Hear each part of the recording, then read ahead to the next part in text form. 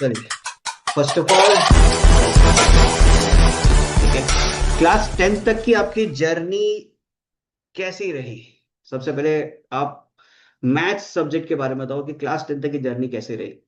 Till class 10th आपने जितने भी सब्जेक्ट्स पढ़े होंगे, ठीक है ना, उसके अंदर कौन सा ऐसा सब्जेक्ट है जो आपके लिए नाइटमेयर रहा है? सोशल? यार तुम मेरे बिरादरी वाला इंसान बन गया। और बाकी लोग, कोई भी ऐसा है जिसके लिए मैथ्स नाइटमेयर रहा है कि भाई मैथ्स नहीं हो पाएगा, ऐसा किसी के लिए रहा है? लक्ष्य, राइट? क्यों रहा है? बेटर अंडरस्टैंडिंग या लैक ऑफ प्रैक्टिस? क्या चीज की वजह से? हाँ, देखो एक सिंपल सी चीज मैं बताता हूँ। मैथ चाहे आप कुछ भी पढ़ो, अप्लाइड पढ़ो, कोर मैथ्स पढ़ो, कोई दिक्कत नहीं है, ठीक है ना। एक चीज बहुत इंपॉर्टेंट है इसके लिए, वो है practice. It is a practical subject. आप जितना ज्यादा प्रैक्टिस करोगे उतना ज्यादा ही आप इसमें सीख पाओगे। ये चीज हमेशा याद रखना। इस दुनिया का कितना भी बढ़िया टीचर, कोई ना कोई, कोई भी आ जाए, कोई भी, सब अच्छे पढ़ा रहे हैं अपने जान में, सब कोई अच्छा पढ़ा रहे हैं, ठीक है ना।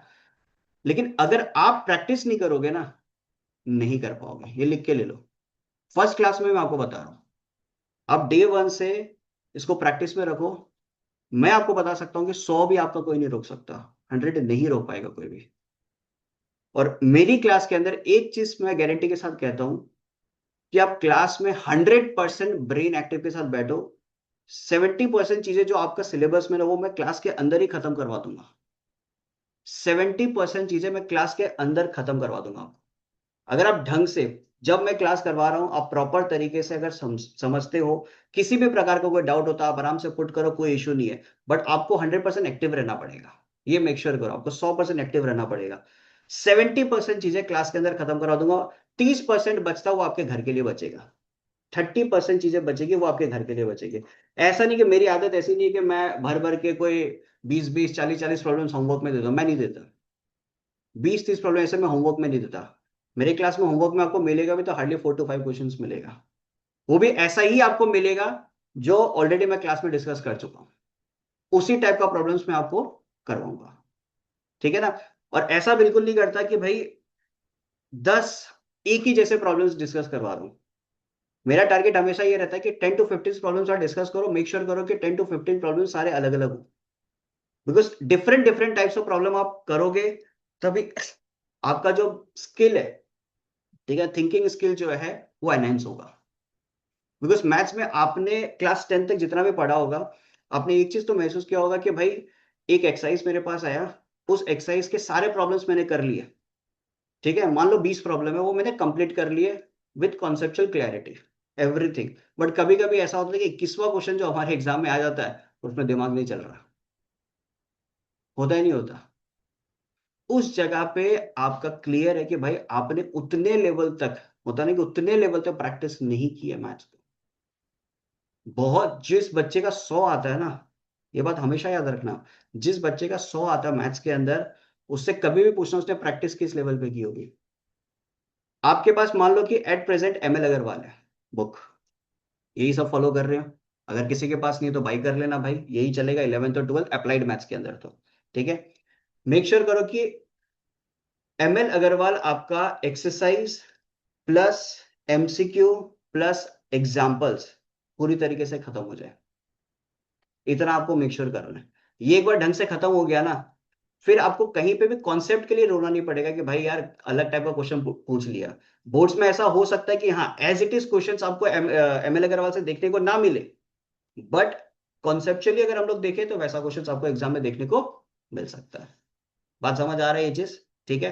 तो डे वन से याद रखो, प्रैक्टिस प्रॉपर तरीके से रहो। क्लास के अंदर जब कर रहे हो, मेक श्योर करो कि भाई अपने को हर एक चीज को सुनना है। कोई भी चीज नहीं समझ में आ रहा, आप आराम से पुट करो क्वेश्चंस, कहीं पे भी कोई दिक्कत नहीं है। भैया ये नहीं समझ आया, आप बता दो इसको। भाई मेरा ड्यूटी है, मैं 10 बार बताऊंगा उसको, वो तुमको पूछना पड़ेगा। ये मेरे से एक्सपेक्ट मत करना कि भाई मैं एक एक के पास जाके पूछूंगा भाई तेरे को समझ आया, तेरे को समझ आया। ये नहीं करने वाला। क्वेश्चंस यहाँ पे पुट होंगे, नहीं समझ में आ रहा अब आराम से पूछो। घर पे आप प्रैक्टिस कर रहे हो, घर पे अगर यदि प्रैक्टिस करते समय किसी भी जगह पे अगर आपको दिक्कत आ जाए, ठीक है, उस जगह पे आप आराम से मेरे को वो पर्टिकुलर क्वेश्चन हो चाहे कॉन्सेप्ट हो उसका फोटो खींच के मेरे को भेज देना कि भैया ये चीज मेरा नहीं सॉल्व हो रहा, आप प्लीज इसमें हेल्प कर दो। जिस समय मैं फ्री होऊंगा आपको आराम से हेल्प कर दूंगा। क्लियर ये चीज? ये रहेगा मेरा पूरा साल का कहानी। ठीक है, आप कहीं पे भी फंसोगे मैं आपको निकाल लूंगा, बट जब फंस रहे हो प्लीज बता दो मेरे को भैया मैं फंस रहा हूँ। बाकी तो देखो जब मैं टेस्ट वगैरह लूंगा उसमें मेरे को पता चल जाएगा, क्लास के अंदर एक्सप्रेशन देख के पता चल जाएगा कि भाई इसको कितना समझ आ रहा है कितना नहीं आ रहा है। ठीक है ना, मेरे साथ गैम्बलिंग करने का भी कोशिश मत करना, वो भी चीज पकड़ लूंगा। ठीक है ना, तो क्लास में आए हो मेक श्योर करो उस समय सीख पे जाओ। और ऐसा नहीं कि भाई ऐसे मत समझो कि है ना भाई, मतलब ये बंदा पूरी तरीके से मतलब स्ट्रिक्ट ही है, ऐसा ऐसा कुछ नहीं है भाई। मजा मस्ती मजाक सब करते हैं अपन, ठीक है ना। अरुण भाई से तुम लोग अरुण भाई का क्लास तो कर ही लिया होगा, ठीक है ना, सेम टाइप के प्राणी हम लोग भी। ठीक है, तो हम लोग मस्ती मजाक सब करते हैं, बट क्लास में अगर बदमाशी किया तो फिर हमसे बुरा भी कोई नहीं होगा। ठीक है ना, चलो अब स्टार्ट करेंगे आज का लेक्चर, स्टार्ट करेंगे अपन एक।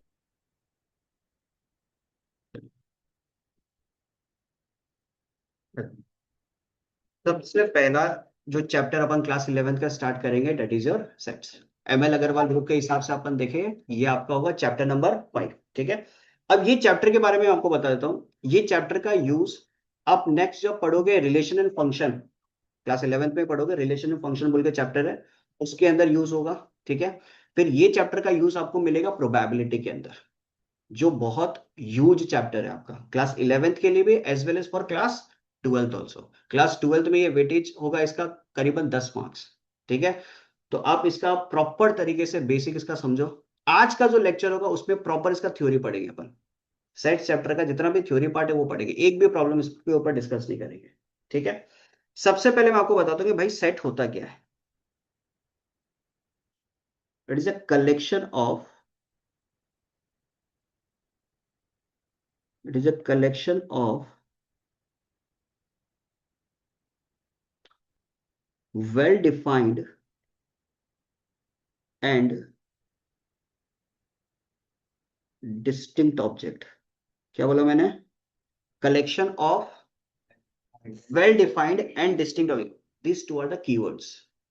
ठीक है, अब जब मैं आपको बोल रहा हूं कि भाई ये वेल डिफाइंड और डिस्टिंक्ट क्या है, मानो इस चीज को कि collection of natural number less than 10। क्या बोला मैंने? Collection of natural number less than 10। ठीक है ना, अब आपको बहुत अच्छे से होता है कि भैया नेचुरल नंबर जो होता है वो 1 से चालू होता है। ठीक है, 1 2 3 4 5 6 7 8 9, मैंने क्या बोला? लेस देन 10, तो 1 से लेके कहां तक होंगे? 9 तक। जो शब्द मैंने यूज किया वो वेल डिफाइंड था। भाई नेचुरल नंबर अपने को पता है, मेरे हिसाब से भी नेचुरल नंबर 1 से लेके इंफिनिटी तक जाएगा और आपके हिसाब से भी वही है। ठीक है, जितने नंबर्स का मैंने आपको आपके सामने डिस्कस किया वो सारे डिस्टिंक्ट थे, मतलब डिफरेंट थे, 1 2 3 4 5 6 7 8 9।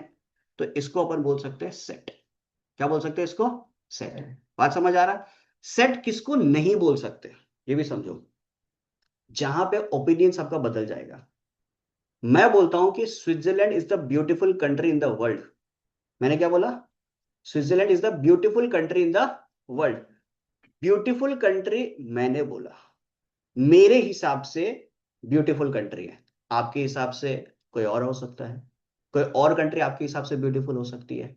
जहां पे ओपिनियन बदल जाए वो कभी जीवन में सेट नहीं होगा। बात समझ आ रहा है, हाँ या ना? अब मैं बोलता हूं कि collection of all the countries in the world, collection of all the countries in the world. ठीक है, अब जितने भी कंट्रीज है मेरे हिसाब से भी उतने रहेंगे, आपके हिसाब से भी उतने ही रहेंगे, बोलो हाँ या ना? मैं बोलूंगा कि भाई 192 193 कंट्रीज है आपकी। अब ये समझते हैं कि भाई सेट को रिप्रेजेंट कैसे करते हैं। किसी भी सेट को जब आप लिखोगे ना हमेशा याद रखना आपको कैपिटल लेटर का यूज करना है। कौन सा लेटर का यूज करना है? कैपिटल लेटर का, कभी भी स्मॉल लेटर का यूज नहीं करोगे किसी भी सेट को रिप्रेजेंट करने के लिए। ठीक है, मान लो ए सेट है, मैंने पहले क्या बोला था? Collection of natural number less than 10। ठीक है, 1 2 3 4 5 6 7 8 9। करेक्ट है। ये जो कैपिटल ए है ये किसको रिप्रेजेंट कर रहा है? सेट को रिप्रेजेंट कर रहा है। करली ब्रैकेट का मैंने यूज किया है, इसका मतलब इस सेट के ये सारे हो गए एलिमेंट्स। क्या बोलते हैं इसको? एलिमेंट्स। एलिमेंट्स बोल लो, ऑब्जेक्ट्स बोल लो, मेंबर्स बोल लो, कुछ भी आप बोल सकते हो। सही है? बात समझ आ रहा है? आप सेट को कैसे रिप्रेजेंट करोगे भैया? कैपिटल लेटर से। सेट के अंदर जो एलिमेंट्स लिखा हुआ रहता है वो कैसे लिखा हुआ रहता है? सेट के अंदर जो एलिमेंट्स लिखा होता है किस प्रकार लिखा होता है? डिस्टिंक्ट वे में। मतलब सारे के सारे एलिमेंट्स क्या होने चाहिए? डिस्टिंक्ट। ये देख लो क्या लिखा था मैंने यहाँ पे, डिस्टिंक्ट। अब सोचो, मैं यहाँ पे कुछ लिखता हूं कि भाई 1 1 2 2 3, ये आपका सेट होगा क्या? नहीं होगा। क्यों नहीं होगा? बिकॉज ये अपना जो डेफिनेशन है, ठीक है ना, अपना जो डेफिनेशन है उसको सेटिस्फाई नहीं कर रहा। इसका डेफिनेशन क्या कहता है कि भैया मेरे पास क्या होने चाहिए? Distinct element. बट यहां पे क्या है? दो सेम एलिमेंट आ गए, तो ये जीवन में कभी सेट नहीं होगा। क्लियर है ये चीज? कोई दिक्कत? मैं आपको बोलता हूं कि भैया एक काम करो, आप लिखो collection of all vowels in the English alphabet. ठीक है? तो क्या हो सकता है भैया? ए ई आई ओ यू। सही है? क्या इसको सेट बोलेंगे? 100% बोलेंगे। मेरे हिसाब से भी यही पांच वॉवेल्स है और आपके हिसाब से भी यही पांच वॉवेल्स है। यहाँ पे किसी भी प्रकार से आपका ओपिनियन चेंज नहीं हो रहा, तो ये 100% वेल डिफाइंड है, as well as all the elements are distinct. बात समझ आ रहा है? यहां तक कोई दिक्कत? क्लियर है सबका? चलिए, अब मैं आपको बताता हूं कि जिस वे में मैंने इसको लिखा है, ठीक है ना, फिर से एक लिख ही देता हूं। ए ई आई ओ यू। जिस वे में मैंने इसको लिखा है, इस फॉर्म को बोलते हैं रोस्टर फॉर्म। क्या बोलते हैं इसको? Roster form. ठीक है? अब इसी चीज को अगर मैं इस प्रकार लिख लूं, देखना, x such that x is the collection of vowels. ठीक है? ये जो कॉलन है इसको बोलते हैं सच दैट। क्या बोलते हैं इसको? Such that. और एक्स जो है ये पूरे एलिमेंट्स को रिप्रेजेंट कर रहा है। जो मैंने एक्स लिया है वो आप चाहो तो वाई भी ले सकते हो, कुछ भी ले सकते हो, कोई इशू नहीं है। ठीक है ना? X such that x is the collection of vowels. अगर आप किसी भी सेट को सेंटेंस के फॉर्म में लिख देते हो, ठीक है ना, किसी भी सेट को सेंटेंस के फॉर्म में लिख देते हो, इसको बोलते हैं अपन tabular form, sorry set builder form. क्या बोलेंगे इसको? Set builder form. तो ये याद रहेगा कि भाई किसी भी सेट को अगर अपन एलिमेंट्स के फॉर्म में लिखते हैं उसको बोलते हैं क्या? Roster form. किसी भी सेट को अगर आप सेंटेंस के फॉर्म में लिखते हैं उसको क्या बोलेंगे? Set builder. बोलो कोई दिक्कत इसके अंदर? ये कन्वर्शन आपको एग्जाम में देखने को मिल सकता है फॉर 1 मार्क्स, कि भाई कोई चीज आपको रोस्टर फॉर्म में दिया गया है, उसको आप कन्वर्ट करो किसमें? सेट बिल्डर में। आइदर सेट बिल्डर में दिया हुआ है, उसको आप कन्वर्ट करो किसके अंदर? रोस्टर के अंदर। बोलो यहां तक कोई दिक्कत किसी को? क्लियर है सबका? हाँ या ना? ठीक है? चलिए 1 मिनट। मैंने अभी तक आपको क्या क्या बता दिया कि भाई सेट क्या होता है, क्या बोलते हैं उसको? It is a collection of well defined as well as distinct object. Correct है? ठीक है? एक सेट को कैसे आप रिप्रेजेंट करोगे? With the help of capital letters. Correct है एकदम? ठीक है?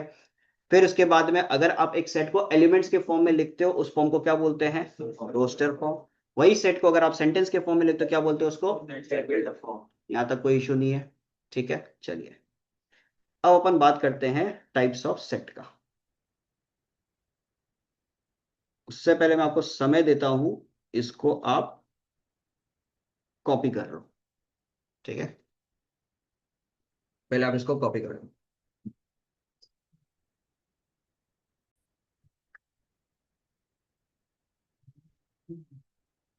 सबसे पहला बात करेंगे अपन फाइनाइट सेट का। ठीक है?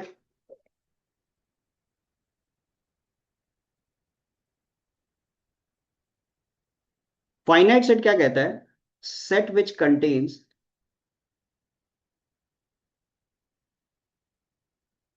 काउंटेबल नंबर ऑफ एलिमेंट्स, मतलब उन वो एलिमेंट जिसको आप काउंट कर सकते हो। ठीक है, जैसे मैंने फर्स्ट एग्जांपल लिया था, set of natural number less than 10, countable था। ठीक है, तो आप उसमें क्या लिख सकते हो, 1 2 3 4 5 6 7 8 9, करेक्ट है यहां तक? इसको अपन क्या बोल सकते हैं, फाइनाइट सेट। करेक्ट है। इसका उल्टा क्या होगा, इनफाइनाइट सेट। इनफाइनाइट सेट पे क्या बोलेगा, सेट विच कंटेन्स, भाई मेरे इंग्लिश में मत जाना, ठीक है, वो तुम लोग संभाल लेना। काउंटेबल नंबर ऑफ एलिमेंट्स, ठीक है,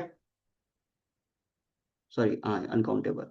अब मैं अगर आपको बोलता हूं कि भाई सेट ऑफ नेचुरल नंबर, यहां पे मैंने किसी भी प्रकार का रेस्ट्रिक्शंस लगाया ही नहीं, तो आपके हिसाब से नेचुरल नंबर कहां से स्टार्ट होता है, 1 से। 1 2 3 4 5 से कहां खत्म होने वाला मेरे को नहीं पता, तो 1 2 3 4 it will go till infinity, इसको क्या बोलेंगे, इनफाइनाइट सेट।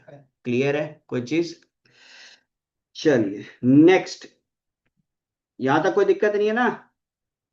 सिंगलटन सेट, अब नाम से क्या समझ में आता है, एग्जैक्टली, सिंगलटन, एक ही एलिमेंट होगा इसके पास। Set which contains only one element.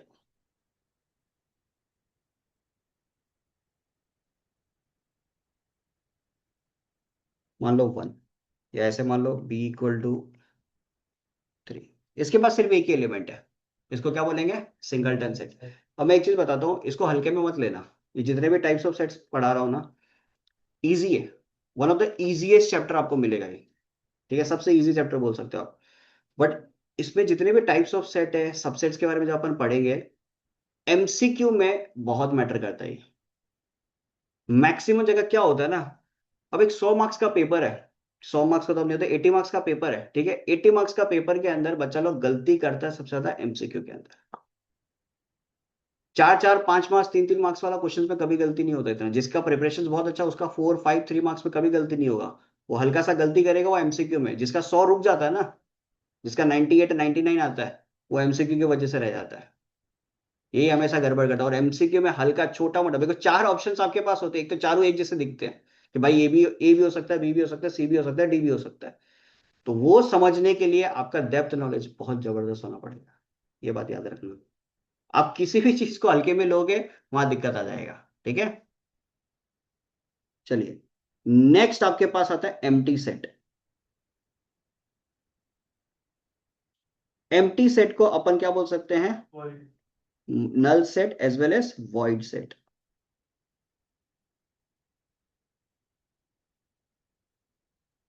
ये अपन बोल सकते हैं। अब नाम क्या है इसका, एम्प्टी सेट, इससे क्या समझ में आता है कि भाई इसके पास कोई भी तरीके का एलिमेंट नहीं होगा, इट डज नॉट कंटेन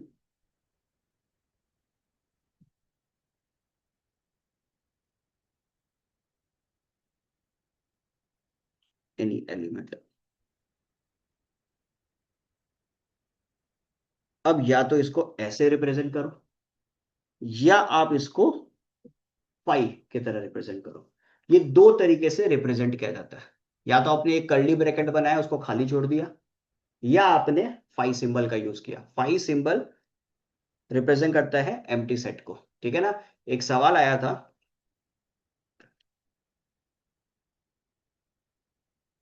ठीक है, नल सेट सिंगलटन, ठीक है, फिर इसके बाद में बोथ नन,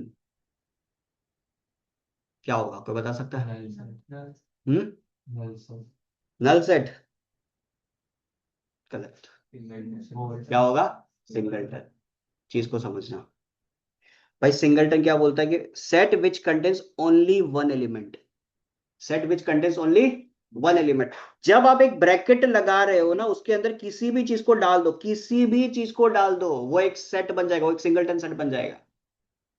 बात समझ आ रहा है? जब आप नल सेट के बारे में बात कर रहे हो, तो नल सेट क्या कहता है कि भाई मेरा जो ब्रैकेट है उसको खाली रहने दो, और ये जो फाई सिंबल है इसका यूज कर लो, या तो आप ये यूज करो या ये यूज करो। इस ब्रैकेट के अंदर अगर आप इस फाई को डाल देते हो, तो ये एक एलिमेंट के तरह बिहेव करेगा और ये बन जाएगा सिंगलटन सेट।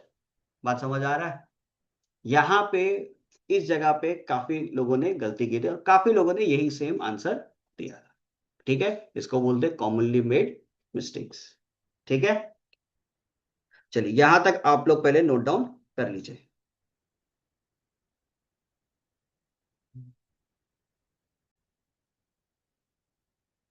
नेक्स्ट लिखो equivalent set.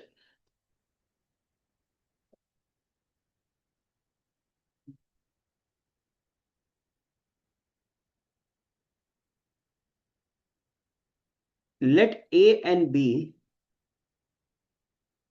let A and B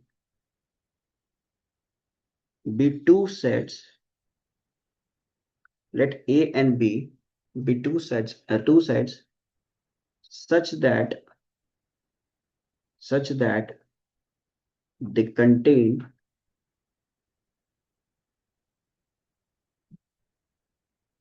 equal number of elements। क्या बोला मैंने यहाँ पे कि भाई ए और बी दो अलग अलग सेट है, उसके लिए यहाँ पे क्या कंडीशन बोलता है कि they contain equal number of elements. Equal number of elements. अगर मैं यहाँ पे आपके सामने ए सेट लिखता हूं, 1 2 3 समझ लो इसके अंदर एलिमेंट्स है, और एक बी सेट लिखता हूं, इसके अंदर मान लो एलिमेंट है A B C। क्या मैं ये बोल सकता हूं कि A is equivalent to B? बिल्कुल बोल सकता हूं, बिकॉज ये क्या कहता है कि भाई दो सेट मेरे को चाहिए, उनके पीछे कंडीशन क्या होनी चाहिए कि they should have equal number of elements. इसके पास भी तीन एलिमेंट है, इसके पास भी तीन एलिमेंट है, तो I can say that A is equivalent to B as well as B is equivalent to A. ये जो सिंबल होता है ये इक्विवेलेंट को रिप्रेजेंट करता है। ठीक है, अब यहीं पे ध्यान देना, एक और है equal set.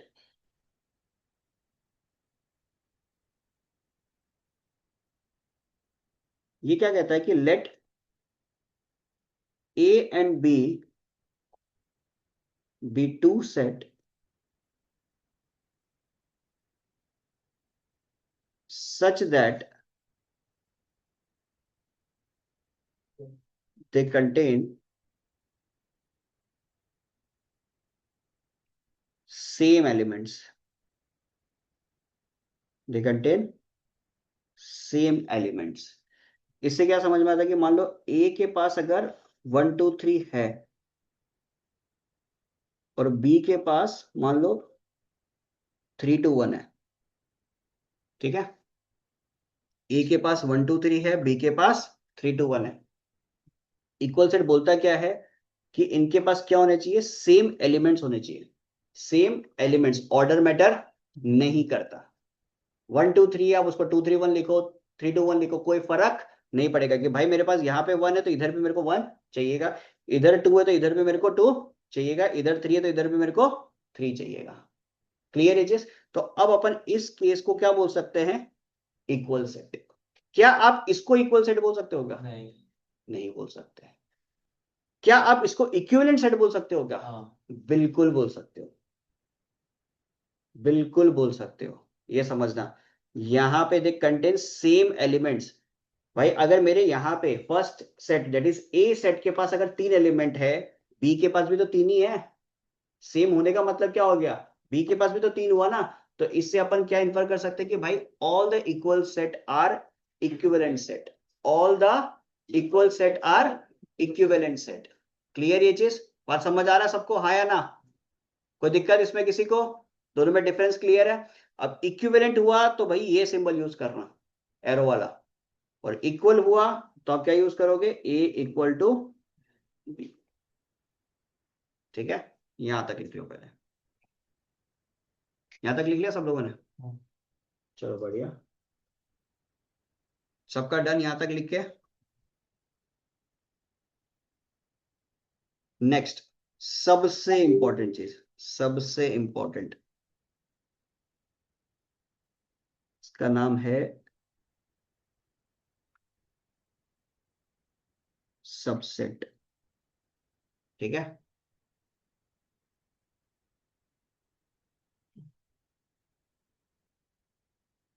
Let A and B,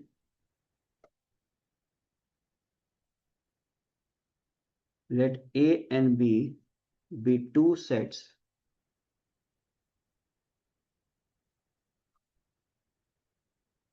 such that, let A and B be two sets such that A is the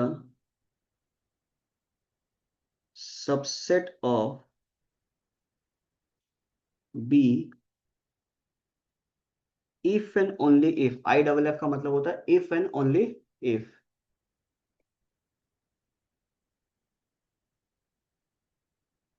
A contain all the elements of B। ठीक है, अगर मैं आपको बोल रहा हूं A is the subset of B, वो क्या बोलना चाह रहा है कि भाई A के पास B के सारे एलिमेंट्स होने चाहिए, तभी हम बोल सकते हैं कि A is the subset of B। सोचो, आपके पास यहाँ पे A एक सेट है जिसपे एलिमेंट्स है 1 2 3, और B आपके पास एक सेट है जिसपे एलिमेंट्स है 1 2 3 4, ये आप मान लो। ठीक है, क्या A के पास जो 1 2 3 है वो B के पास है? बी के पास एक्स्ट्रा भले ही कोई दिक्कत नहीं है, मेरे को कोई फर्क उससे पड़ेगा नहीं, बट ए के पास जितने एलिमेंट्स है क्या वो बी के पास है? बिल्कुल है। तो मैं यहाँ पे क्या बोल सकता हूँ कि A is the subset of, ये होता है सबसेट का सिंबल। देखो यहाँ पे मैं एक और चीज क्लियर कर देता हूँ, ये जो सिंबल है ना, ये एक्चुअल में किसी भी बुक, किसी भी जगह पे ढंग से नहीं दिया हुआ, हर जगह पे अलग अलग मीनिंग्स है। कहीं पे ये सिंबल यूज करता है तो कहीं पे ये सिंबल यूज करता है, बिकॉज दो चीज पढ़ोगे आप लोग, एक सबसेट होता है और एक प्रॉपर सबसेट होता है। एक होता है सबसेट और एक आप नेक्स्ट पढ़ोगे proper subset.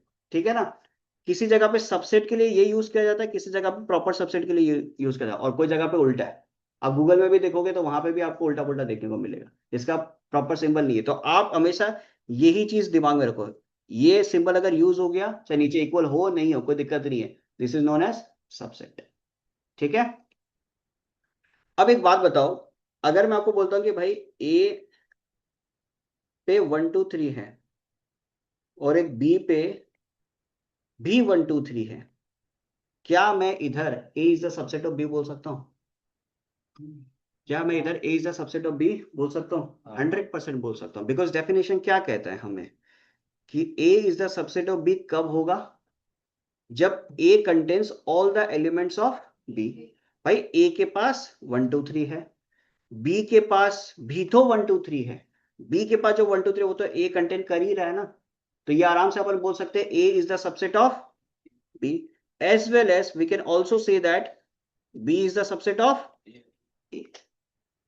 If A is the subset of B and B is the subset of A equal to B, A not equal to B, ये एक बार का क्वेश्चन था। ठीक है, बी सुपर सेट हो गया ना एक बार, क्या चीज? बी सुपर सेट हो गया। If A is the subset of B, B is the subset of A, then we can say that A and B both are equal. A और B दोनों इक्वल नहीं हो गया क्या? A के पास 3 elements और B के पास 3 एलिमेंट्स, और तीनों एलिमेंट एक जैसे हैं, तो ये तभी पॉसिबल है अगर दोनों सेट एक दूसरे पे सबसेट हो, then we can say that A is equal to B. आया बात समझ में? ये दिमाग में रखना। सर क्लियर है चीज? बोलो। सबसेट के लिए पोजीशन सेम होना जरूरी है? पोजीशन मतलब ये सिंबल नहीं नहीं, वो जैसे अंदर एलिमेंट्स का जो पोजीशन रहता है फिर वो में कोई फर्क नहीं पड़ेगा, कोई फर्क नहीं पड़ेगा, ऑर्डर मैटर नहीं करता, एलिमेंट्स मैटर करता है कि भाई मेरे पास यहाँ पे 1 है, यहाँ पे 1 है, इधर भी मेरे को 1 चाहिए, कहीं पे भी हो, चाहे बीच में लिखा हो आखिरी में लिखा हो, उससे कोई फर्क पड़ेगा नहीं। ठीक है, तो यहां तक समझ आया आपको? तो अब आपको याद रहेगा कि भाई A is the subset of B अगर हो गया और B is the subset of A हो गया, then we can say that A is equal to B. Clear is? ठीक है, चलिए।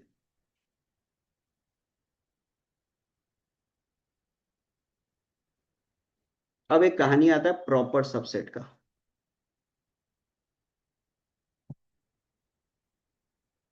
ठीक है। प्रॉपर सबसेट क्या कहता है कि let A and B two sets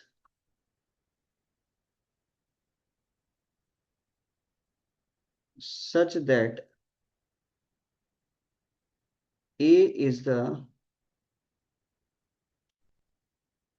such that A is the proper subset of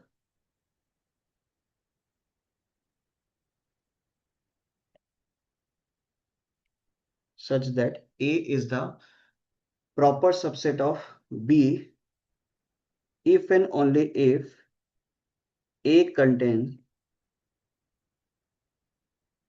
all the elements of B.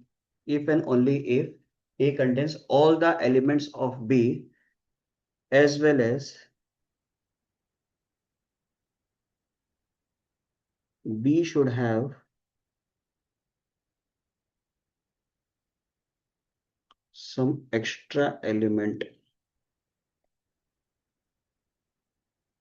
देखो, नाम देखो, सबसेट, प्रॉपर सबसेट, सिर्फ एक शब्द का डिफरेंस है और कुछ नहीं।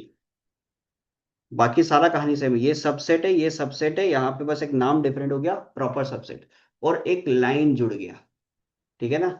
ये लाइन क्या कहता है? B should have some extra element. अब यहां जो अपन ने पढ़ा ना, यहां जो अपन ने पढ़ा क्या था? ए के पास 1 2 3 और बी के पास क्या है? 1 2 3 4। ए के पास 1 2 3 था, बी के पास 1 2 3 है, बहुत बढ़िया। बी के पास एक्स्ट्रा एक एलिमेंट है, तो इस जगह पे भी अपन बोल सकते हैं कि A is the proper subset of B. Subset तो है ही, साथ में कुछ और ऐड हो गया, वो क्या है? Proper subset. अब एक बात बताओ, अगर मैं ए पे 1 2 3 डालूं और बी पे 3 2 1 डालूं, इसको मैं A is the subset of B बोल सकता हूं, हाँ, इसको मैं B is the subset of A बोल सकता हूं, बट इसको मैं A is the proper subset of B नहीं बोल सकता। क्यों नहीं बोल सकता? extra elements क्योंकि इसके पास एक्स्ट्रा एलिमेंट नहीं है। दोनों में डिफरेंस समझ में आ रहा है?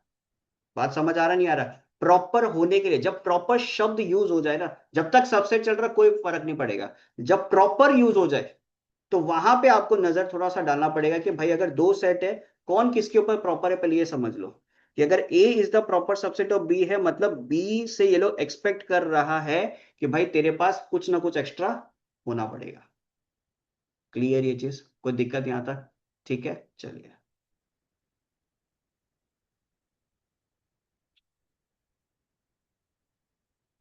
अब नेक्स्ट, आगे यहां तक लिखा सब लोगों ने? लिखा? नेक्स्ट अगेन, ये जो अभी मैं लिखने वाला हूं इसके ऊपर आप 11th का ले लो, 12th ले लो, या किसी भी टाइप का कॉम्पिटिटिव एग्जाम ले लो, एमसीक्यू मिल जाएगा। ठीक है? इसको बोलते हैं टोटल नंबर ऑफ सबसेट। ये जब अगले साल 12th में आप एक चैप्टर पढ़ोगे मैट्रिसेस बोल के, उसके अंदर एक कॉमन क्वेश्चन मिलता है इसके ऊपर। ठीक है ना?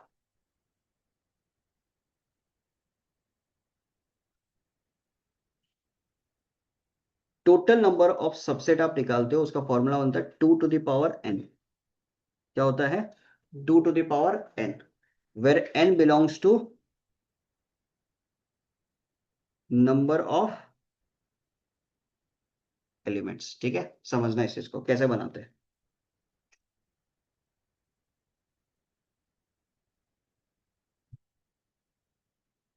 अगर ए सेट है जिसके पास एलिमेंट्स है 1 2 3, ठीक है? अब इसके हिसाब से सबसेट कितने होने चाहिए? टोटल नंबर ऑफ एलिमेंट्स कितने हैं आपके पास? 3। तो n की जगह आप पुट करोगे 3, तो 2 power 3 कितना होता है? 8। 8 सबसेट होना चाहिए। ठीक है, बनाते हैं।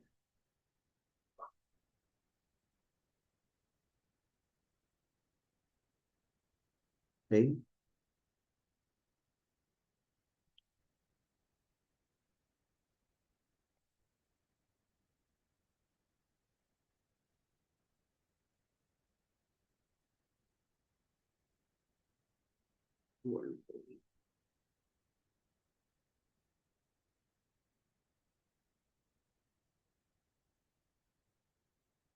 देखो, ये जो फाई होता है ना, फाई का मतलब क्या होता है? Null set. It is a subset of all the sets by default. कोई भी आप सेट ले लो, फाई उसका क्या रहेगा? हमेशा सबसेट बाय डिफॉल्ट, ये तो रहेगा ही रहेगा। कुछ नहीं तो खाली तो है ही। ठीक है ना? तो ये बाय डिफॉल्ट हर एक का सबसेट रहेगा। ठीक है। अब उसके सिवा देखो कितने एलिमेंट्स इसके पास थे? कितने एलिमेंट्स थे? 3 एलिमेंट्स। तो पहले 1 को लिखा, फिर 2 को लिखा, फिर 3 को लिखा। करेक्ट है। फिर कॉम्बिनेशन बनाया दो दो एलिमेंट्स का, 1,2, 1,3, 2,3। गलती से 1,2 बनाया तो गलती से 2,1 मत बना देना। बनाने से क्या होगा? दोनों तो एक ही चीज है, खाली ओरिएंटेशन ही तो अलग हुआ ना, एक आगे पीछे हो गया। ठीक है। 1,3 है तो अब 3,1 मत, या तो 1,3 लिखो या 3,1 लिखो। 2,3 तो अब 3,2 मत लिखना। नेक्स्ट क्या आपके पास तीनों के तीनों एलिमेंट्स आ जाएंगे, 1, 2, 3, 4, 5, 6, 7, 8। अब मैं आपको दिखाता हूं। मान लो कि ये ए है, ये बी है, ये सी है, ये डी है, ये ई, ये एफ, ये जी। ये सारे सेट है, कर्ली ब्रैकेट्स में लिखे तो सारे के सारे सेट है। क्या मैं ए इज द सबसेट, और यहाँ पे इसका नामकरण अलग कर देता हूँ, काम करता हूँ, इसको मान लेता हूँ जेड। क्या मैं ये बोल सकता हूँ A is the subset of Z? बिल्कुल बोल सकता हूँ। क्या मैं ये बोल सकता हूँ B is the subset of Z, C is the subset of Z, D is the subset of Z, E is the subset of Z, F is the subset of Z, and G is the subset of Z? Numbers same है, कोई दिक्कत नहीं है, बोल तो सकते ही है subset. ये सारे पॉसिबल आउटकम्स आपको मिलेगा जब आपको बोलेगा कि भाई टोटल नंबर ऑफ सबसेट मेरे को बना के दिखाओ। क्लियर ये चीज? 3 एलिमेंट्स थे तो टोटल कितना बनेगा? 8। अब सोचो अगर आपके पास 1, 2, 3, 4 4 एलिमेंट्स अगर आपके पास होते, आंसर क्या होता? 16। क्लियर है चीज? आंसर आपके पास क्या मिलेगा? 16। अब एमसीक्यू में अगर क्वेश्चन डालना होगा ना, तो वो लोग क्या करेंगे? आपको बनाने नहीं बोलेंगे। वो लोग बोलेंगे भाई 5 एलिमेंट है, अब मेरे को इसका टोटल नंबर ऑफ सबसेट बताओ। तो 5 एलिमेंट का मतलब क्या होगा? 2 पावर 5, दैट इज 32। ठीक है। अब मैं यहां से एक आपके सामने सवाल रखता हूं, देखते हैं कौन आंसर कर सकता है। मैं टोटल नंबर ऑफ सबसेट के जगह अगर मैं आपको पूछ दूं total number of proper subset, मैं आपको क्या बोल रहा हूं?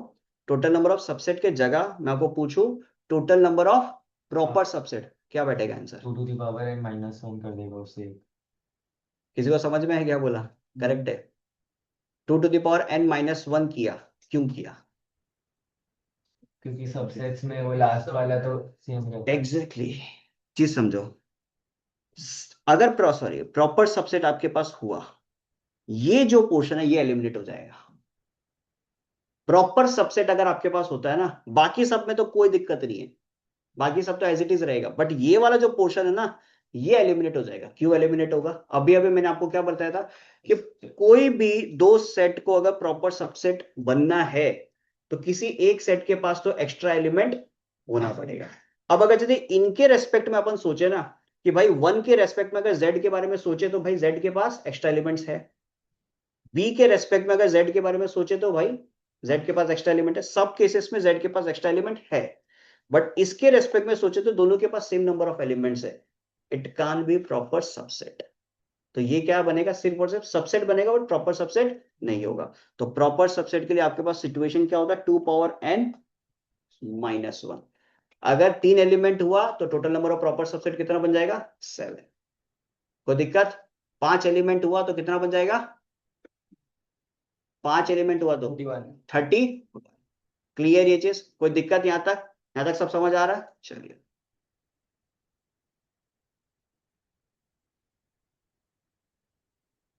तो टोटल नंबर ऑफ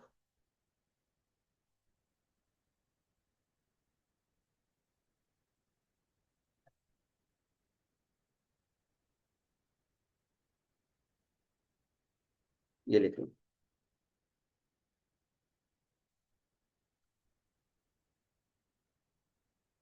यहां तक कुछ भी दिक्कत हो पूछ लो।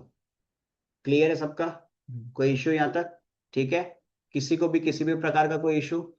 कम्युनिकेट नहीं करोगे, खुद के लिए मुश्किल खड़ी कर लोगे। जो डाउट है बिंदास पूछ लेना। ठीक है ना? आपको बताना पड़ेगा कि भाई भैया यहाँ पे अटक रहा है, ये फिर से एक्सप्लेन कर दो। या बाई चांस अभी डाउट क्रिएट नहीं हो रहा, घर जाके जब पढ़ोगे तो क्रिएट होगा, तब पूछ लेना। ठीक है। नॉर्मली मैं रिप्लाई कर देता हूँ मैसेजेस का। ठीक है। बट बाई चांस कभी कभी मिस आउट हो गया, फोन कर देना कि भैया ये डाउट था, आप इसको बताए नहीं, बता दो। ठीक है। बताओ। भैया एक बार सबसेट और प्रॉपर सबसेट एक बार समझाऊंगा वापस। फिर से एग्जांपल लेके बताता हूँ तुमको। देखो, मान लो तुम्हारे पास ए सेट है 1 2 3 4, बी सेट है 1 2 3 4 5 6। ठीक है। सबसे पहले ये समझो कि इनमें बड़ा कौन है, मतलब बड़ा in the sense of number of elements. B. इसके पास 2 एलिमेंट्स एक्स्ट्रा है। क्लियर है चीज? अब ये भी बता ही देता है इसके साथ साथ आपको कि जो सेट बड़ा होता है ना उसको सुपर सेट भी बोलते हैं। जो सेट बड़ा होता है उसको अपन और क्या बोल सकते हैं? Super set. हालांकि सुपर सेट का कॉन्सेप्ट आपको इतना मिलेगा नहीं, इसलिए मैंने बताया नहीं, बट ठीक है, कोई इशू नहीं है। जो सेट बड़ा होता है उसको क्या बोलते हैं? Super set. ठीक है। अब यहाँ पे छोटा तो ए है, तो अब क्या बोल सकते हैं अपन? A is the subset of B. Because subset का कंडीशन क्या बोलता है कि अगर भाई A is the subset of B है, तो ए के सारे एलिमेंट्स बी के पास होने चाहिए एक्स्ट्रा में, चाहे कुछ भी मेरे को फर्क नहीं पड़ता। ठीक है। मैं अगर बोलूं कि A is the proper subset of B, ये भी गलत नहीं है। इस केस के अंदर ये भी गलत नहीं है। बिकॉज प्रॉपर सबसेट क्या बोलता है कि ए प्रॉपर सबसेट बी तभी होगा, ए के सारे एलिमेंट्स बी के पास होने पड़ेंगे, एज वेल एज बी के पास कुछ एक्स्ट्रा में एलिमेंट भी चाहिए। क्लियर एजेस? तो बी के पास एक्स्ट्रा में एलिमेंट है 5 और 6, बिल्कुल है। तो अपन यहाँ पे A is the proper subset of B भी बोल सकते हैं। ठीक है। अब सोचो मैं अगर यदि इनको एलिमिनेट कर दूं तो क्या होगा? I can say that A is the subset of B, correct है। Even I can say that B is the subset of A, ये भी करेक्ट है। दोनों बोल सकते हैं अपन। ए के पास भी बी के सारे एलिमेंट है और बी के पास भी ए के सारे एलिमेंट है। तो इन दोनों से अपन क्या इन्फर कर सकते हैं कि A is equal to B. But इस जगह पे हम कभी ये नहीं बोल सकते कि A is the proper subset of B. क्यों नहीं बोल सकते लक्ष्य? क्योंकि उसमें एक्स्ट्रा एलिमेंट एग्जैक्टली, क्योंकि उसके पास एक्स्ट्रा एलिमेंट नहीं है। ये चीज क्लियर है सबका? यहां तक कोई इशू किसी को दिक्कत है? चलिए, आज यहीं तक करेंगे। नेक्स्ट क्लास के अंदर अपन नई चीज सीखेंगे, union of set, intersection, Venn diagram. इतना खत्म होने के बाद में आपका थ्योरेटिकल पार्ट सेट का पूरी तरीके से खत्म हो जाएगा। ठीक है। Then will move to exercise.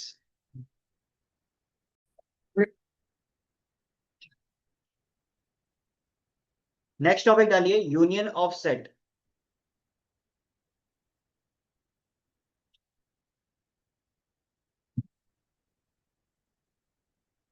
Union of set. ठीक है।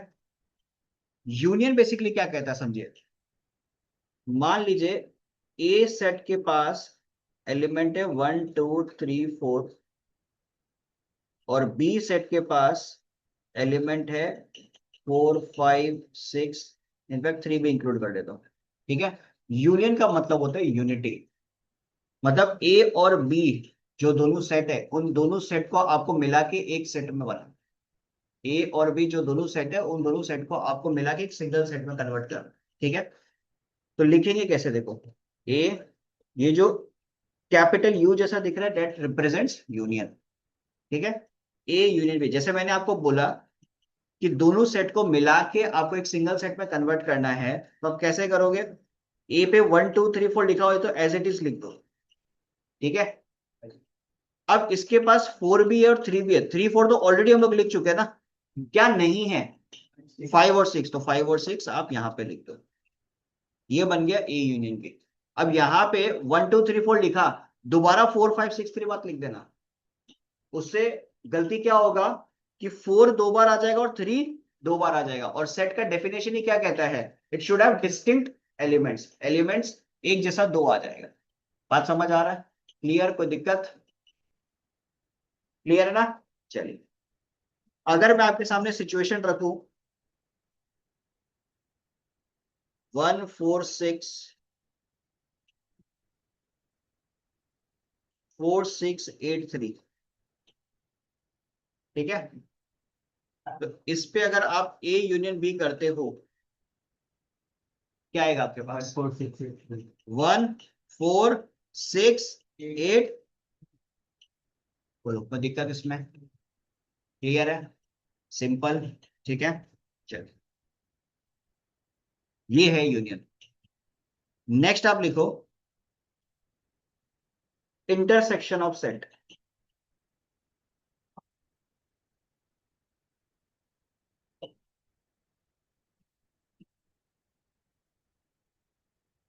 इंटरसेक्शन पे आप देखते हो कॉमन एलिमेंट्स, कॉमन और म्यूचुअल।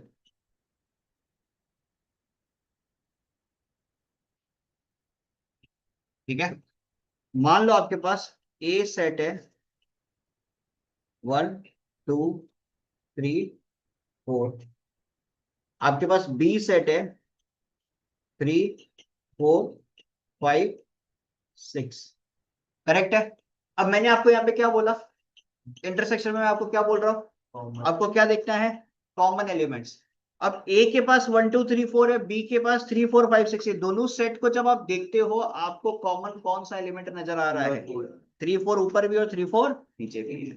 तो ए इंटरसेक्शन बी, इंटरसेक्शन में आप साइन कैसा यूज करोगे? यूनियन पे आप यू यूज करते हो, इंटरसेक्शन में वो यू को उल्टा कर दो। ठीक है, इस तरीके से। This is your intersection. A intersection B आपके पास आ जाएगा 3 और 4। ठीक है। अब सोचो ए के पास 1 2 3 है, बी के पास 4 5 6 है, और यहां पे आपको मैं पूछता हूं ए इंटरसेक्शन बी क्या होगा? Null set. कुछ भी नहीं है। ए के पास 1 2 3 है, बी के पास 4 5 6 है, इन दोनों के बीच में कोई भी प्रकार का कॉमन एलिमेंट्स है ही नहीं। तो आप डायरेक्टली आंसर क्या लिखोगे? 5। इधर आप 5 लिखो और आप खाली ब्रैकेट लिख के छोड़ो। करेक्ट है। इसको बोलते हैं अपन क्या? इंटरसेक्शन। तो दो चीज क्लियर, यूनियन और इंटरसेक्शन। यूनियन में आपको सारे जितने भी सेट आपको दिए हुए सबको आपको मिलाना है, और इंटरसेक्शन में आपको क्या करना है, जितने भी सेट आपके पास है उनका कॉमन एलिमेंट्स आपको लेना है। करेक्ट है यहां तक? ठीक है। चलिए, next, universal set.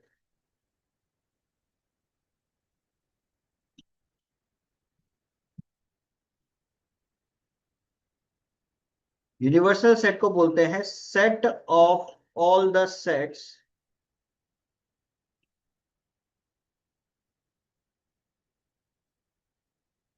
containing all the elements under consideration।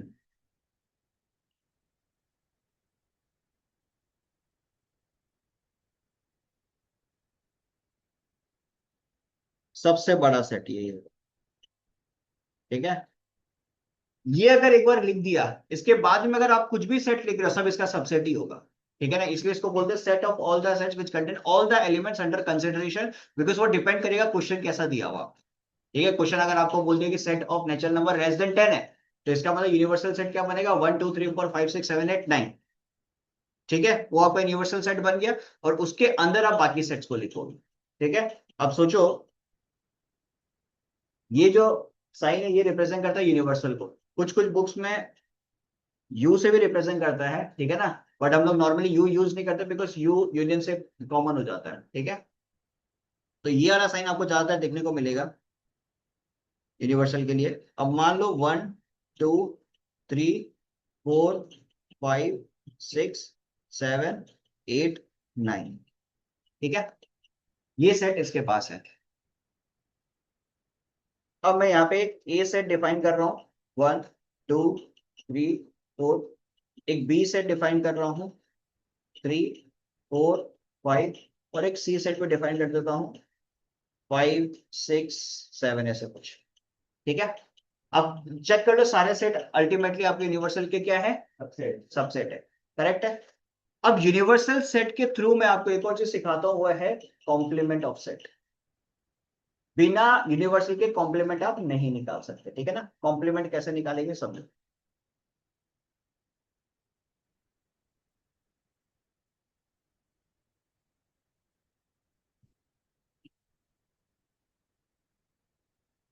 अब यहां पे मैंने ए भी डिफाइन किया, बी भी डिफाइन किया और सी भी डिफाइन किया। ठीक है ना, अब सोचो मैं आपको बोलता हूँ कि भाई मेरे को ए कॉम्प्लीमेंट निकाल के दो। ए कॉम्प्लीमेंट को आप इस प्रकार भी लिख सकते हो, या चाहो तो आप ए डैश ऐसे करके भी लिख सकते हो, कोई दिक्कत नहीं।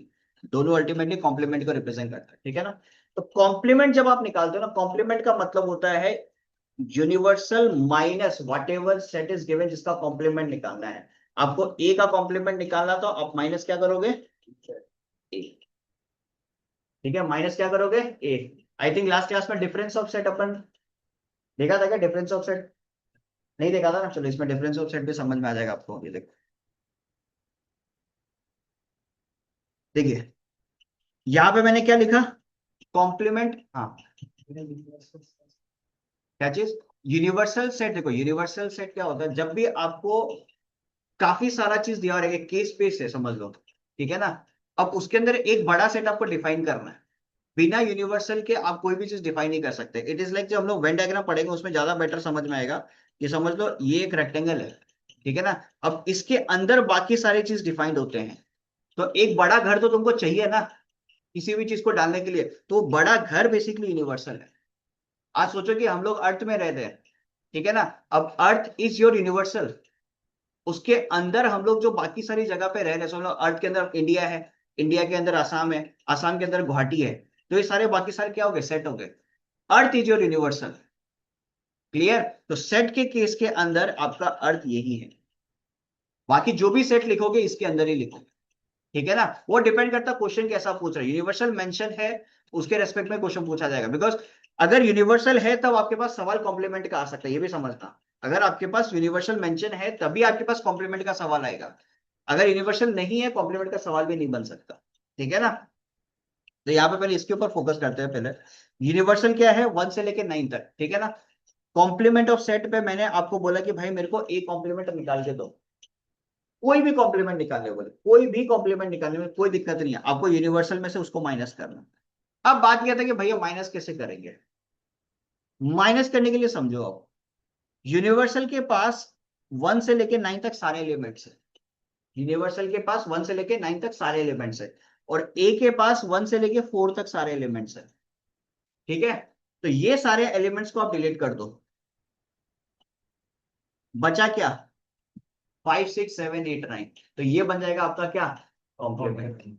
बात समझ आ रहा है, ये आपके पास क्या बन जाएगा, कॉम्प्लीमेंट। सिंपल सा चीज समझो कि यूनिवर्सल माइनस ए अगर मैं कर रहा हूं, तो यूनिवर्सल के पास और ए के पास जो एलिमेंट्स कॉमन है पहले उनको आप हटा दो, और यूनिवर्सल पे जो बचेगा, जो बड़ा सेट में जो बचेगा वो आपका आंसर हो गया। दैट इज यहाँ पे क्या हो जाएगा, 5 6 7 8 9। करेक्ट है। अब सोचो विदाउट यूनिवर्सल मैं आपको बोलता हूं ए माइनस बी,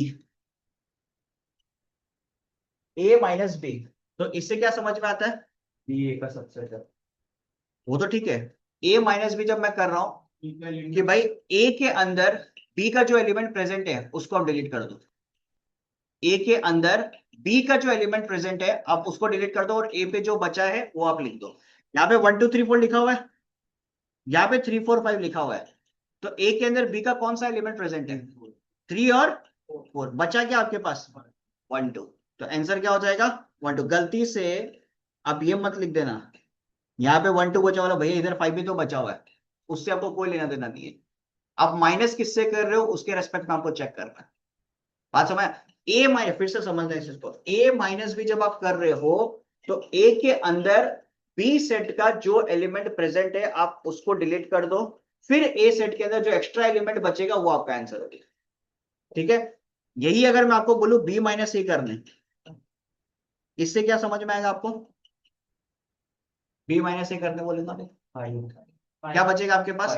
बी सेट के अंदर ए सेट का जो भी एलिमेंट प्रेजेंट है, बी सेट के अंदर ए सेट का जो भी एलिमेंट प्रेजेंट है वो आप माइनस कर दो, और जो बचेगा वो आपका फाइनल आंसर है। तो बी सेट के अंदर ए सेट का कौन सा एलिमेंट प्रेजेंट है? 3 और 4। बचा क्या आपके पास? 5। तो यहां पे आपका आंसर होगा 5। अब कुछ बच्चा लोग गलती क्या करता है, यहाँ पे 5 लिखेगा, 5 के साथ साथ क्या लिख देगा? 1 और 2 भी, वो नहीं लिखना है। ठीक है, बोलो। सर अगर इधर बस जी में 3 और 4 है हाँ तो इधर नल सेट होगा कि ब्रैकेट में जाके एग्जैक्ट, हाँ समझ गया तुम क्या कहना चाह रहा। मतलब तुम बोलना चाह रहे कि अगर हम ये 5 हटा दे, सोचो ये बोलना चाह रहा 5 हटा दे। हाँ, ये भी एक अच्छा सवाल इसने पूछा कि बी माइनस ए अगर अपन करते हैं, ठीक है ना, अब बी के अंदर ए का जो एलिमेंट प्रेजेंट है उनको तो आपने डिलीट कर दिया, अब बी के पास तो कुछ बचा ही नहीं है, तो आंसर क्या हो जाएगा? Null set. उस जगह पे भी आप 1 2 नहीं लिख सकते, उस जगह पे भी आप 1 2 नहीं लिख सकते, वो आप अल्टीमेटली आपका क्या आएगा? नल सेट आएगा। आपको हमेशा ये सोचना है कि माइनस आप किसको कर रहे हो। अब अगर a माइनस बी करें तो ऐसा सोचो कि a सेट के अंदर b सेट का जो भी एलिमेंट प्रेजेंट है उसको आपको डिलीट करना है, और बाकी a सेट का जो एलिमेंट बचा हुआ वो आपका फाइनल आंसर है। b माइनस ए कर रहे हो तो उससे क्या समझना है कि b सेट के अंदर a का जो एलिमेंट प्रेजेंट है वो आपको लिखना है, और जो बचेगा वो आपका फाइनल आंसर है। क्लियर ये चीज? कोई दिक्कत इसके अंदर? ठीक है। अब एक बात बताओ, अगर मैं आपको बोलता हूं ए यूनियन बी का कॉम्प्लीमेंट करना, यही सेम कहानी चल रहा है, ये यूनिवर्सल के रेस्पेक्ट में अभी हम बात कर रहे हैं, ठीक है ना। मैंने अभी यहाँ पे क्या लिखा? A union B complement. ठीक है, कॉम्प्लीमेंट शब्द जब भी आपको दिख जाए ना, क्लियरली एक चीज समझना, यूनिवर्सल में से उसको माइनस करना। कॉम्प्लीमेंट अगर आपको दिख जाए तो बेसिकली कॉम्प्लीमेंट में ए यूनियन बी कॉम्प्लीमेंट का बात करेगा तो universal minus A union B. तो अब इसमें यूनिवर्सल में क्या होता है आपको पता है, ए यूनियन बी पे क्या होगा? ए के पास 1 2 3 4 है, बी के पास 3 4 है, तो ए यूनियन बी में क्या होगा? 1 2 3 4 ही होगा। 1 2 3 4, और कॉम्प्लीमेंट में क्या है? 1 से लेके 9 तक। कौन सा? 5 भी था क्या? ये 1, अच्छा वो हटा दिया था ना, हाँ ठीक है, चलो 5 इंक्लूड कर देता है। 1 2 3 4 5, ठीक है ना।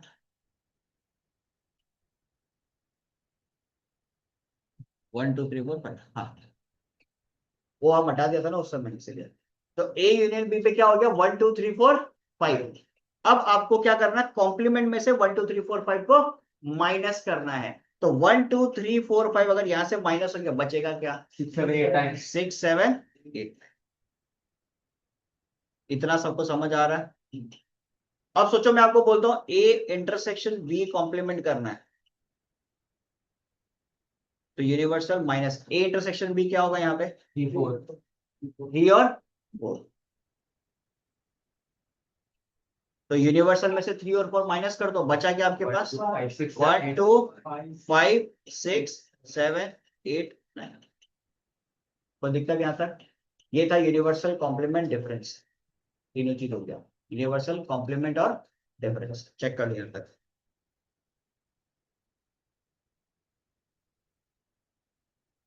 ये पूरा नोट डाउन कर लो।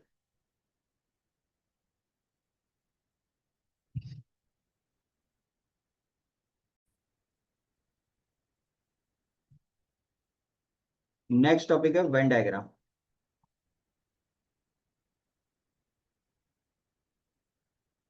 अब ये एक ऐसा पोर्शन है जो आपको बहुत सारा प्रॉब्लम इजी करके दे देगा, वेन डायग्राम। ठीक है ना, जब आपके पास वर्ड प्रॉब्लम्स आएगा ना, बहुत इजी हो जाएगा वेन डायग्राम की मदद से जब आप करोगे। ठीक है,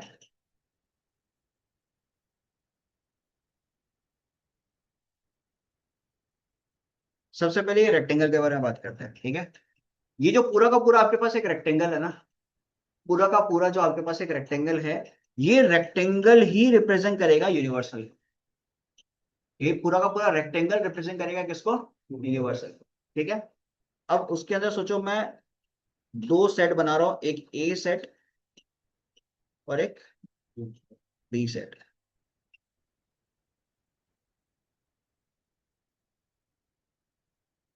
अब आप देख सकते हो यूनिवर्सल के अंदर ही बनाया है मैंने ए और बी को, करेक्ट है। जब मैं आपको बोल रहा हूं ए यूनियन बी कर रहे हैं, ठीक है ना, ए यूनियन बी कर रहे हैं, ए यूनियन बी से क्या समझते हो आप कि ए और बी के सारे एलिमेंट्स को आपको एक कर देना, मिला देना, ठीक है। तो ए यूनियन बी का जो केस होगा ना, वो ऐसा कुछ होगा। आप पूरा का पूरा ये दो जो सर्कल्स होंगे ना, इन सब को आप शेड कर दोगे। ये दो सर्कल जो है, इन पूरा का पूरा सर्कल्स को आप क्या कर दोगे, शेड कर दोगे। क्लियर है। बिकॉज ए यूनियन बी में अपन क्या करते हैं, ए और बी के सारे एलिमेंट्स को इकट्ठा कर लेते हैं, करेक्ट है। अब जैसे तुम्हारा डाउट था भैया कॉम्प्लीमेंट, मैंने क्या बोला था, कॉम्प्लीमेंट क्या होता है, यूनिवर्स जो भी चीज के बारे में आपको कॉम्प्लीमेंट करना है उसको आप यूनिवर्सल से माइनस करवा दो, ठीक है। अब सोचो कि मैं आपको बोलता हूं कि भाई ए यूनियन बी का कॉम्प्लीमेंट कर, ए यूनियन बी का कॉम्प्लीमेंट कर, ठीक है ना। अब आपको बहुत अच्छे से पता है कि भाई ए यूनियन बी तो ये पोर्शन है, ए यूनियन बी तो ये वाला पोर्शन है, मतलब ये दोनों सर्कल को मिला लेते हैं, that is your A union B. और यहाँ पे मैं आपको पूछ रहा हूँ ए यूनियन बी का कॉम्प्लीमेंट, इसका मतलब क्या है कि इस सर्कल को छोड़ दो, इस सर्कल को आप छोड़ दो, इसके सिवा बाकी जो पूरा आपके पास रेक्टेंगल है वो क्या है, ए यूनियन बी कॉम्प्लीमेंट। आया बात समझ में भाई। ये आपके पास ए, ये आपके पास बी, ठीक है, दो सेट आपके पास है, दोनों सेट को मैंने मिला लिया, क्लियर है। अब इसको ऐसे भी सोच सकता है कि भाई ए सेट के पास 1 2 3 4 और बी सेट के पास 3 4 5 6 ये एलिमेंट्स है, ठीक है ना, ये सारे इसी के अंदर है, इस सेट के अंदर ही ये सारे एलिमेंट्स है, ठीक है ना। जब मैंने ए यूनियन बी किया तो ये पूरा एरिया को शेड कर दिया, पूरा का पूरा एरिया को शेड कर दिया। जब मैं ए यूनियन बी कॉम्प्लीमेंट का बात कर रहा हूं तो उस केस के अंदर क्या हुआ, ये ए यूनियन बी मतलब ए और बी को छोड़ दूंगा ना मैं, क्योंकि जब माइनस कर रहा हूं यूनिवर्सल में से ए यूनियन बी माइनस हटा दिया, डिलीट कर दिया, मतलब ये मेरे लिए है ही नहीं, एग्जिस्ट ही नहीं करता। तो इसको अब छोड़ दो, इसको छोड़ के यूनिवर्सल में बाकी जो जगह है वो तो आ ही जाएगा ना। अर्थ है, अर्थ के अंदर इंडिया भी और पाकिस्तान भी है, वार हुआ, पाकिस्तान उड़ गया, बाकी सारा जगह बच गया ना, तो हटा दो, ये तुम्हारे लिए क्या है, पाकिस्तान। अब इसको हटा दो, बाकी पूरा का पूरा वर्ल्ड तो बाकी पड़ा है। आया समझ में, क्लियर, हालांकि उड़ा नहीं है, ठीक है। आया ना, बहुत डाउट वाला चीज, डाउट वाला तुम एक्सप्रेशन दे रहे हैं। दो एक एक आध एग्जांपल और देखने दो, ठीक है ना। बाकी लोग का क्लियर है, बाकी और किसी को डाउट है।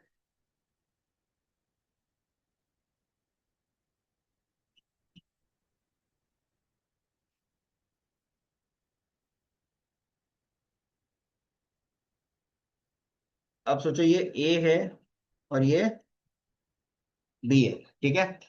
अब इस जगह पे मेरे को अगर इंटरसेक्शन करना है, ठीक है, रेक्टेंगल तो ऑब्वियसली किसको रिप्रेजेंट कर रहा है, यूनिवर्सल को। इंटरसेक्शन अगर करना है तो आप खुद देखो, ये पूरा का ये पूरा सर्कल, ये पूरा सर्कल ए को रिप्रेजेंट कर रहा है और ये पूरा सर्कल बी को रिप्रेजेंट कर रहा है, करेक्ट है। इंटरसेक्शन का मतलब क्या, उनके बीच का कॉमन पार्ट, तो कॉमन पार्ट कौन सा है, ये वाला पार्ट कॉमन है या नहीं है, तो this is your what, A intersection B, correct है। अब एक बात बताओ, इसमें मेरे को अगर ए इंटरसेक्शन बी कॉम्प्लीमेंट करना हो जाए तो क्या होगा, इसके अलावा बाकी सब इसके अलावा ए इंटरसेक्शन बी को छोड़ दो और इसके अलावा पूरा का पूरा रेक्टेंगल, सब कुछ आ जाएगा, सर ये सब रेक्टेंगल को क्या बोलते हैं? यूनिवर्सल। तुम एक चीज समझाऊं तुमको, अभी एक एग्जांपल अपन क्या लिया था, यूनिवर्सल पे 1 2 3 4 5 6 7 8 9 है, करेक्ट है। चलो यहाँ पे हम पुट करके दिखाता तुमको, ए के पास क्या था, 1 2 3 4, ठीक है, न्याय ले लेता है।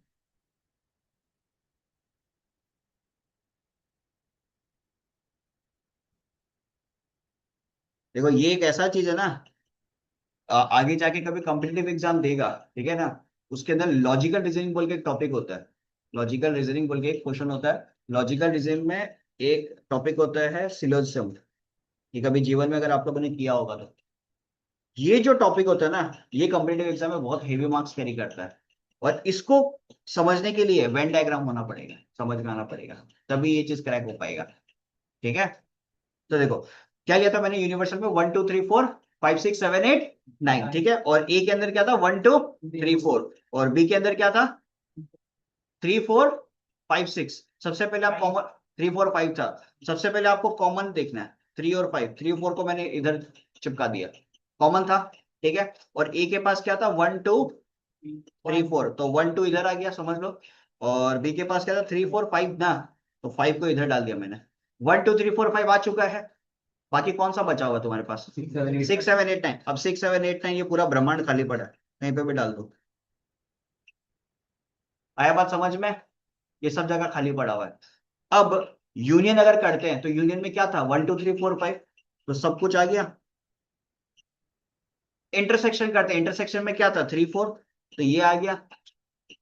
कॉम्प्लीमेंट करते हैं तो इन सब को हटा दो, बचा क्या था, 6 7 8 9, तो ये पूरा पोर्शन हो जाएगा। आया बात समझ में, क्लियर ये चीज, लक्ष्य आ रहा है? हाँ बोलो। मेरे को इस बात पर आप इधर यूनियन ऑफ कंपार्टमेंट या कंपार्टमेंट ही कॉम्प्लीमेंट, कॉम्प्लीमेंट के बाद कंपार्टमेंट लगता है लोगों का। कॉम्प्लीमेंट एक बार वैसे अच्छा मतलब माइनस करके, माइनस करके, ठीक है। तो देखो 1 से लेके अपने पास 9 तक एलिमेंट्स था, और ए के पास क्या था, 1 2 3 4। तो मैं अगर आपको बोलता हूँ ए कॉम्प्लीमेंट करो, सिंपल सा चीज समझना, किसी भी चीज का कॉम्प्लीमेंट करो उसको आपको यूनिवर्सल में से ही माइनस करवाना पड़ेगा, ठीक है। तो यूनिवर्सल में 1 से लेके 9 तक है, और उसके बाद में ए के पास 1 2 3 4 है, तो पहले 1 2 3 4 जो है और यूनिवर्सल में कॉमन है उनको तो हटा ही दो, वो डिलीट हो गया। अब यूनिवर्सल के पास क्या बचा हुआ है, ए से मतलब नहीं कि ए के पास क्या बचा हुआ है, यूनिवर्सल के पास क्या बचा हुआ है, 5 6 7 8 है, तो वही आपका आंसर है। आया बात समझ में, क्लियर है। अब एक सबसे इंपॉर्टेंट चीज जो आपको प्रॉब्लम से बहुत हेल्प करेगा, ठीक है, वो है A minus B and B minus A. 2 minute खाली आप लोग देख लो, उसके अंदर एक बार में नोट डाउन करना, ठीक है।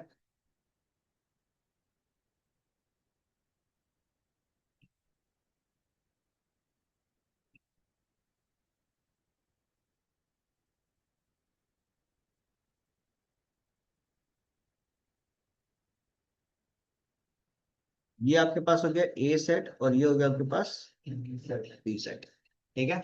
सब कुछ अभी तक आप लोगों का क्लियर है। ए यूनियन बी जब मैं बोलता हूं तो आप लोगों को बहुत अच्छे से पता है कि भैया ये पूरा का पूरा एरिया शेड हो जाएगा, ठीक है। इंटरसेक्शन में आपको अच्छे से पता है कि भैया ये एरिया आपका पूरा शेड हो जाएगा। यूनिवर्सल में आपको पता है कि भैया ये सब एरिया आपका पूरा शेड, सॉरी ये कॉम्प्लीमेंट में ये सब एरिया आपका पूरा शेड हो जाएगा, ठीक है। ए माइनस बी का अगर मैं बात करूं, सिर्फ ए माइनस बी का बात करूं, तो ए माइनस बी बोलता क्या है कि ए सेट के अंदर बी सेट का जितना भी एलिमेंट्स है उसको आप हटा दो। ए सेट के अंदर बी सेट का जो भी एलिमेंट्स है आप उसको हटा दो, बेसिकली जो कॉमन पार्ट है उसको आप हटा दो, करेक्ट है। तो क्या ए माइनस बी पे मैं बोल सकता हूं इतना ही पोर्शन आपका शेड होगा, क्या मैं ये बोल सकता हूं कि ए माइनस बी पे इतना ही पोर्शन शेड होगा? बिकॉज आपके पास ये पूरा का पूरा सर्कल, पूरा सर्कल ए को रिप्रेजेंट करता है, इतना पार्ट वो पार्ट है जहां पे बी के भी कुछ एलिमेंट्स कॉमन है, तो आपको उतना पोर्शन को हटा देना है, तो बचा सिर्फ और सिर्फ ये पोर्शन। तो this is your A minus B. वही अगर मैं आपको बोलूं भैया बी माइनस ए बताओ मेरे को, तो क्या होगा, ये सारा पोर्शन। बी माइनस ए में भी क्या होगा, बी के अंदर ए सेट का जितना भी एलिमेंट्स है उसको आप डिलीट कर दो, तो ये पूरा का पूरा गोला किसका है, बी का। इसके अंदर ए पोर्शन का कॉमन पार्ट इधर है, तो इसको हटा दो, तो ये जो बचा है this is your B minus. आया बात समझ में, हाँ या ना? हाँ एलिमेंट्स के मुझे बस ज्यादा है। ए सेट पे वन, क्या 2 मिनट्स? ओ अच्छा, ऐसे कौन हाई बोलता है? 1 2 3 4। बी पे आपके पास क्या 3 4। जब मैं आपको ए माइनस बी करने बोल रहा हूं तो इससे क्या समझ में आता है कि ए सेट के अंदर बी सेट का जो एलिमेंट्स है आप उनको डिलीट कर दो। ए सेट के अंदर बी सेट का जो एलिमेंट है उसको आप डिलीट कर दो, बचा क्या आपके पास 1 2। तो इससे क्या समझ में आता है कि 1 2 इधर कहीं पे लाई कर रहा होगा और 3 4 इधर था, उसको हटा दिया। आया समझ में? क्लियर? कोई दिक्कत? चलिए, अब यहां तक आप नोट डाउन कर लो, यूनियन इंटरसेक्शन सारा नोट डाउन कर लो।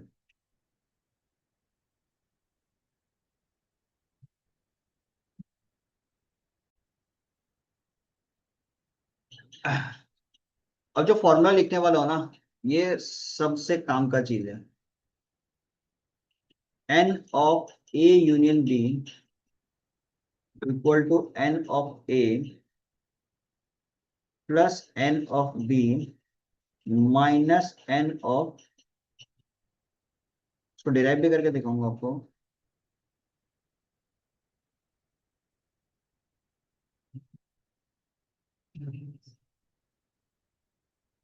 ये एज इट इज आपको मिलेगा प्रोबेबिलिटी में भी। एन रिप्रेजेंट करता है नंबर ऑफ एलिमेंट्स को, जो एन लिखा है ना बाहर वो रिप्रेजेंट करता है नंबर ऑफ एलिमेंट्स को। ठीक है, देखो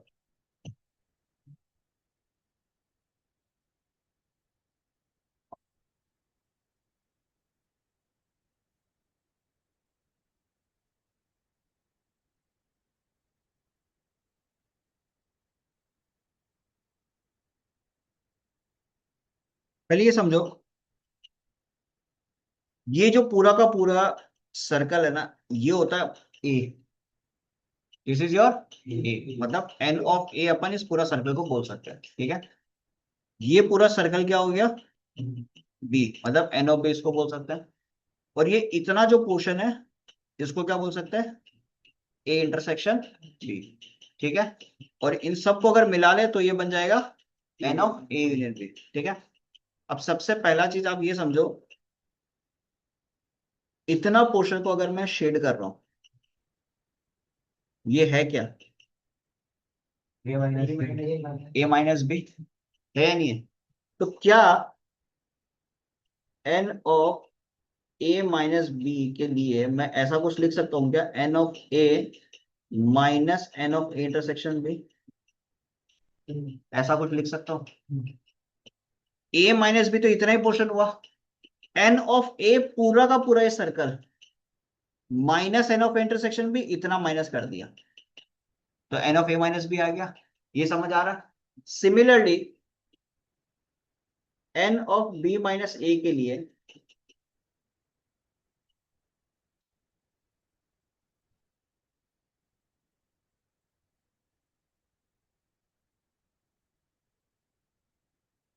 ये लिख सकता हूँ, चेक कर लो कोई दिक्कत इसमें? ये दोनों जो लाइन है, जो इक्वेशन मैंने लिखा है, इस पे किसी को भी किसी भी प्रकार का कोई इशू, चेक कर लो एक बार। लिख सकते हैं या नहीं लिख सकते, हाँ या ना? आराम से लिख सकते हैं, बिकॉज इतना पोर्शन जो शेड किया वो ए माइनस बी का है। अगर पूरा एन ऑफ ए में इतना पोर्शन माइनस कर दे, n of A minus B ही तो बनेगा ना। करेक्ट है? अब देखो, अगर मैं n of A union B लिखता हूं, समझना इस चीज को, ए यूनियन बी मतलब ये पूरा का पूरा शेड किया हुआ पोर्शन। ठीक है, क्या इसको मैं इस प्रकार कुछ लिख सकता हूँ क्या, n of A minus B plus n of A intersection B plus n of B minus A. हाँ ए माइनस बी इतना पोर्शन हो गया, करेक्ट है? इंटरसेक्शन इतना पोर्शन हो गया, करेक्ट है? बी माइनस से इतना पोर्शन हो गया, तो ऐसे ब्रेक करके मैंने लिख दिया, लिख सकते हैं? करेक्ट है? N of A minus B के जगह मैं क्या लिख सकता हूँ, A minus A intersection B plus n of A intersection B, जैसा है वैसा पढ़ा रहने दो। बी माइनस ए की जगह क्या लिख सकते हैं?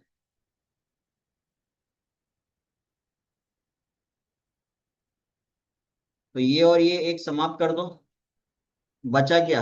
N of A